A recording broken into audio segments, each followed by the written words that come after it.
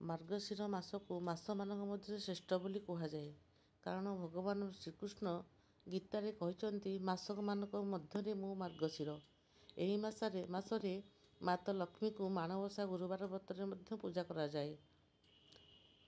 ଓଡ଼ିଆ ପରମ୍ପରାରେ ମାର୍ଗଶିର ମାସ ଏକ ବିଶେଷ ମାସ।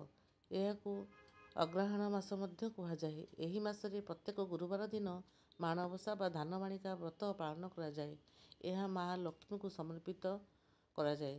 ମାଣବସା ଗୁରୁବାର ଦିନ ମହିଳାମାନେ ଘରକୁ ସଫା କରି ଝୋଟି ଚିତା ପକାଇଥାନ୍ତି ଏବଂ ଧାନମାଣ ବସାଇ ମା ମହାଲକ୍ଷ୍ମୀଙ୍କୁ ପୂଜା କରିଥାନ୍ତି।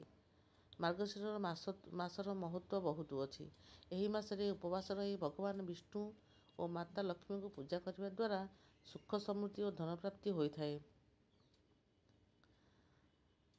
ମାଣବସା ଗୁରୁବାର ବ୍ରତ ମୁଖ୍ୟତଃ ଧନ ଓ ଶସ୍ୟର ଦେବୀ ମା ଲକ୍ଷ୍ମୀଙ୍କୁ ସନ୍ତୁଷ୍ଟ କରିବା ପାଇଁ ପାଳନ କରାଯାଏ। ଏହି ବ୍ରତ ପାଳନ ଦ୍ୱାରା ଘରେ ଧନ, ଐଶ୍ୱର୍ଯ୍ୟ ଏବଂ ସମୃଦ୍ଧି ବୃଦ୍ଧି ପାଇଥାଏ। ଏହା ଓଡ଼ିଶାର ଏକ ଗଣପର୍ବ। ମାର୍ଗଶିର ମାସ ମାଣବସା ଗୁରୁବାରର ମହତ୍ତ୍ୱ ବହୁତ ରହିଛି ଏବଂ ପୂଜାବିଧି ବହୁତ ରହିଛି। ମାର୍ଗଶିର ମାସର ପ୍ରତ୍ୟେକ ଗୁରୁବାର ଦିନ ଏହି ବ୍ରତ ପାଳନ କରାଯାଏ। ଘରର ମହିଳାମାନେ ଭୋରରୁ ଉଠି ଘର ସଫା କରି ଲକ୍ଷ୍ମୀଙ୍କ ପାଦପଦ୍ମ ଓ ଚିହ୍ନ ଦେଇ ଝୋଟି ଆଙ୍କିଥାନ୍ତି। ଶୁଖିଲା ଚାଉଳ ଗୁଣ୍ଡରେ ଏହି ଚିତା ଅଙ୍କାଯାଏ।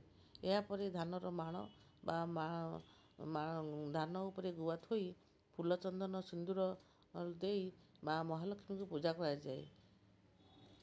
ଏ ନୂଆ ଧାନରେ ମା ମହାଲକ୍ଷ୍ମୀଙ୍କୁ ସ୍ଥାପନ କରାଯାଏ। ମାଣବସା ଗୁରୁବାରର ପୂଜାବିଧି ମଧ୍ୟ ବହୁତ ରହିଛି। ଏହି ବ୍ରତ ପୂଜାବିଧି କଲେ ଧନ, ଐଶ୍ୱର୍ଯ୍ୟ ପ୍ରାପ୍ତି ହୋଇଥାଏ ଏବଂ ଘରେ ସର୍ବଦା ମା ମହାଲକ୍ଷ୍ମୀ ସ୍ଥାୟୀ ରୂପରେ ବାସ କରିଥାନ୍ତି। ଜୟ ମା ମହାଲକ୍ଷ୍ମୀ। ଆପଣଙ୍କୁ ଯଦି ମୋର ଭିଡ଼ିଓ ଭଲ ଲାଗିଥାଏ ତେବେ ଲାଇକ୍, ସେୟାର ଆଣ୍ଡ ସବସ୍କ୍ରାଇବ୍ କରିବେ। ଜୟ ଜଗନ୍ନାଥ।